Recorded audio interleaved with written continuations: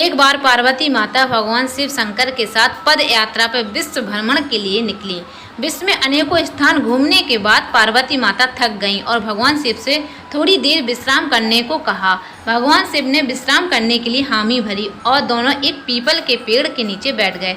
थोड़ी देर बाद भगवान शिव अपनी करवट बदलकर लेट गए, लेकिन पार्वती माता की निगाहें उन चींटियों की कतार पर अटकी थी जो कि एक स्थान से दूसरे स्थान पर जा रही थी, और चींटियों के बीच रास्ते में पड़ा था एक रेंगने वाला कीड़ा जिसे चींटियां निरंतर काट रही थीं। कीड़ा अपनी रक्षा करने में असमर्थ था क्योंकि चींटियां अनेक थीं। कीड़ा अत्यधिक पीड़ा में था, वह अपनी रक्षा करने के लिए छटपटा रहा था। पार्वती माता यह दृश्य देख दुखी होने लगी। माता कैसे न कैसे उस कीड़े की पीड़ा मिटाना चाहती थी, लेकिन खुद करने में असमर्थ थी। तो पार्वती माता ने कीड़े को इस समस्या से निजात दिलाने के लिए भगवान शिव से प्रार्थना की। भगवान शिव ने जब खड़े होकर उस कीड़े को देखा तो उन्होंने पार्वती माता को समझाया कि इस पर अपना ध्यान मत दो, यह किसी पीड़ा में नहीं अपितु अपने कर्मों का फल भोग रहा है। लेकिन पार्वती माता अपने कोमल हृदय से इस कठोर और पीड़ादायक दृश्य को देखकर काफ़ी दुखी थी। उन्होंने भगवान शिव से उस कीड़े की पीड़ा मिटाने के लिए लगातार प्रार्थना की, लेकिन भगवान शिव भी उन्हें यही समझाते रहे कि इस पर ध्यान केंद्रित तो मत करो, यह अवश्य अपने कर्मों का फल भोग रहा है। भगवान शिव ने इस समस्या से छुटकारा पाने के लिए माता पार्वती को वहाँ से कहीं दूसरे स्थान पर चलने को कहा ताकि उनका ध्यान वहाँ से हट सके, लेकिन माता पार्वती ने भी हट कर रखी थी। वह बोली, जब तक इसकी पीड़ा नहीं मिटेगी मैं यहाँ से कहीं नहीं जाऊँगी। और भगवान शिव ने त्रिया हट के आगे मजबूर होकर उस कीड़े की पीड़ा मिटानी पड़ी।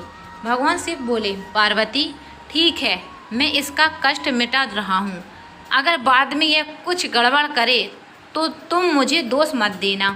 माता पार्वती ने कहा, ठीक है महाराज, पहले आप इसका कष्ट मिटाएं। फिर भगवान शिव ने अपनी शक्तियों से उस कीड़े को, राजा चींटियों को, उसकी प्रजा और उसके लिए एक बहुत सुंदर नगरी बना दी जिसमें राजा का आलीशान महल था। अब यहाँ से उस राजा की वास्तविकता शुरू होती है, जिस कारण उसे एक कीड़े के रूप में पीड़ा मिल रही थी। अब जब सब कुछ बनकर तैयार हो गया था तब भगवान शिव ने राजा, जो पहले कीड़ा था, से कहा, भाई अब तू अपना राजपाट संभाल, हम चलते हैं। लेकिन राजा अपने व्यवहार से बड़ा ही घमंडी और एक चरित्रहीन व्यक्ति निकला। उसने माता पार्वती की सुंदरता पर मोहित होकर उनका हाथ पकड़ लिया और भगवान शिव का यह कहकर अपमान किया कि तू एक योगी वन वन भटकने वाला एक साधारण सा ब्राह्मण है, भला तेरे साथ यह सुंदर स्त्री कैसे रह सकती है? इसकी जगह तो मेरे महल में है जिसे मैं अपनी रानी बनाऊंगा। इतनी सुंदर स्त्री एक राजा की रानी ही बन सकती है, ना कि एक साधारण से योगी की जिसे ना अपने आज का पता है न कल का। आज अब मेरी बात सुन और यहाँ से चुपचाप चला जा, यह तो मेरी रानी बनेगी। भगवान शिव ने राजा को बहुत समझाने की कोशिश की और बोले, यह मेरी पत्नी है, तू अपना राजपाट संभाल, तुझे हजारों रूपमती मिल जाएंगी। भगवान शिव ने उसे खूब समझाने की कोशिश की, लेकिन राजा अपनी जिद पर अड़क रहा।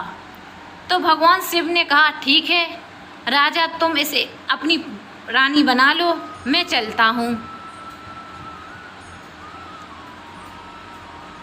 यह बात सुनते ही माता पार्वती भगवान शिव के चरणों में गिर गईं और बोली, स्वामी आप मुझे इस दुविधा में छोड़कर कैसे जा सकते हैं? भगवान शिव बोले, पार्वती मैंने पहले ही कहा था कि मैं इसका कष्ट मिटा दूंगा, लेकिन बाद में अगर यह कुछ गड़बड़ करता है तो तुम मुझे दोष मत देना।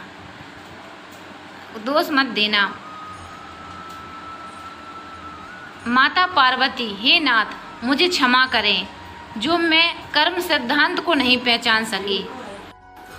अब मैं समझ गई, यह घमंडी और चरित्रहीन मानव अपने पिछले जन्म के कर्मों का फल भोग रहा था। इस कुरूप मानव ने अवश्य अपने जीवन में अनंत पाप किए होंगे, जिसका दंड इसे इस कीड़े के रूप में भुगतना पड़ रहा है। भगवान शिव प्रसन्न हुए कि चाहे पार्वती ने जिद करके ही इसका कष्ट मिटाना चाहा, परंतु अब वह कर्म सिद्धांत को समझ चुकी थी। फिर भगवान शिव ने अपनी शक्तियों से परिस्थितियां पहले जैसी कर दी। राजा को ही कीड़ा और प्रजा को ही चिड़िया बनाकर उसके कर्म सिद्धांत को उसके हाल पर छोड़ दिया। अब माता पार्वती भी राजी राजी भगवान शिव के साथ अपना भ्रमण पुनः प्रारंभ करने के लिए चल पड़ी।